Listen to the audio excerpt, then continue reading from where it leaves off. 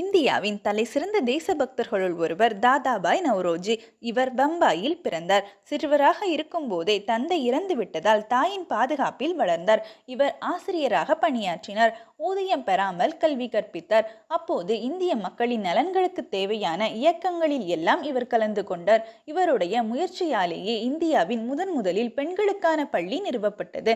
1855 லண்டனுக்கு சென்று இந்திய வாணிக நிலையம் என்ற ஒன்றை அங்கு தொடங்கினார். அது நஷ்டமடைந்தது. இவருடைய நாணயத்தை அறிந்த பலர் இவருக்கு கடன் கொடுத்து உதவ முன்வந்தனர்.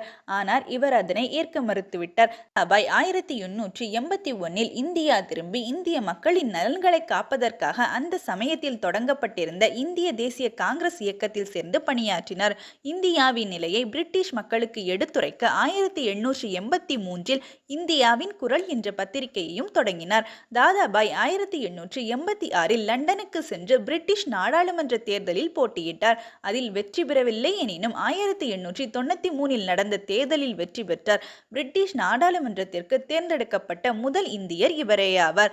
1906 கல்கத்தாவில் நடந்த இந்திய தேசிய காங்கிரஸ் மாநாட்டில் தாதாபாய் தலைமை தாங்கினார். தள்ளாத வயதிலும் இவர் இந்திய சுதந்திரத்திற்காக போராடுவதை ஒருபோதும் நிறுத்தவில்லை.